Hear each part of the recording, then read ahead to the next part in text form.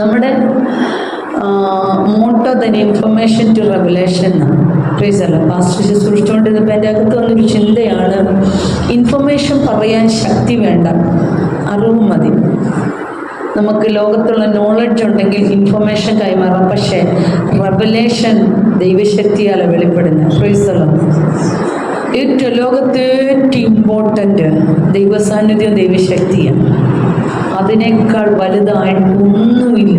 പ്രൈസലോ അവിടെ തീയുടെ നടുവിലാണെങ്കിൽ ദൈവസാന്നിധ്യം ഉണ്ട്, തീയുടെ ബലം കിട്ടുപോകും. പ്രൈസലോ എൻ്റെ ഹൃദയത്തിനകത്ത് പരിശുദ്ധാത്മാവ് ആ ഒരു ചിന്ത, ഗ്ലോറി ടു ഗോഡ്. ബുദ്ധി കൊണ്ട് നേടാനൊന്നും പറ്റത്തില്ല, കഴിവുകൊണ്ട് നേടാനൊന്നും പറ്റത്തില്ല, വെറുതെ ഓടി മടുക്കാന്നല്ലാതെ ഒരു പ്രയോജനവും ഇല്ല, വെറും വേസ്റ്റ് ആകും. പക്ഷേ ദൈവസാന്നിധ്യവും ദൈവശക്തിയും ഉണ്ടെങ്കിൽ അസാധ്യങ്ങൾ സാധ്യമായി മാറും. Glory to God. ഇന്ന് രാവിലെ ഹല്ലേലൂയ പെട്ടെന്ന് എൻ്റെ ഹൃദയത്തിൽ വന്നൊരു ചിന്തയായിരുന്നു. യേശു മത്തായി സുവിശേഷം 1-ാം അധ്യായത്തിനകത്ത് വായിക്കുന്നത് ഇങ്ങനെയാണ്, ഒത്തിരി പേരെ യോസഫിനെ, ദാവീദിന്റെ ഗോത്രത്തിൽപ്പെട്ടയാളെ യോസഫിനെ ജനിപ്പിച്ചു, എന്നിട്ട് പറഞ്ഞു അവനിൽ നിന്ന് യേശു ജനിച്ചു. Price the Lord. എൻ്റെ ഹൃദയത്തിനകത്ത് അന്നേരം വന്ന് ഒത്തിരി പേരെ ജനിപ്പിച്ച്, പഴയ നിയമത്തിനകത്ത് ഉൽപ്പത്തി പുസ്തകത്തിനകത്ത് 1-ാം അധ്യായത്തിനകത്ത് ദൈവം സൃഷ്ടിച്ചു വെള്ളത്തിന്റെ മീതെ ദൈവാത്മാവ് പരിവർത്തിച്ചു കൊണ്ടിരുന്നു. ദൈവം സൃഷ്ടിച്ചു ഉണ്ടാക്കി എന്ന് പറയുമ്പോൾ ഹല്ലേലൂയ, പുതിയ നിയമത്തിനകത്ത് ആത്മാവ് വന്നവളിലൂടെ ഉണ്ടാക്കുകയല്ലായിരുന്നു, ഉണ്ടാവുകയായിരുന്നു. Glory to God.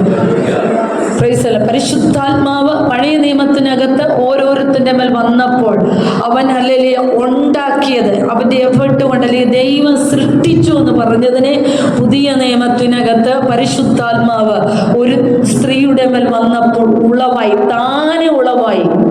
വചനം പറയുന്നു, അവനെ കൂടാതെ ഒന്നും ഉളവായിട്ടില്ല, അവൻ തന്നെ. Price the Lord. ഉളവാക്കുവാൻ കഴിയുന്ന ദൈവത്തിന്റെ പരിശുദ്ധാത്മാവിന്റെ ശക്തി അതിനകത്ത് കയറുവാൻ ഈ ദിവസങ്ങളെ ദൈവസഭ ഹല്ലേലൂയ കടഭാരം തീർക്കുവാനോ സമ്പത്ത് നേടുവാനോ വേണ്ടി ചിന്തിക്കേണ്ട, ആത്മശക്തി നേടുവാൻ ചിന്തിച്ചാൽ മതി. ബാക്കിയൊക്കെ താനുള്ള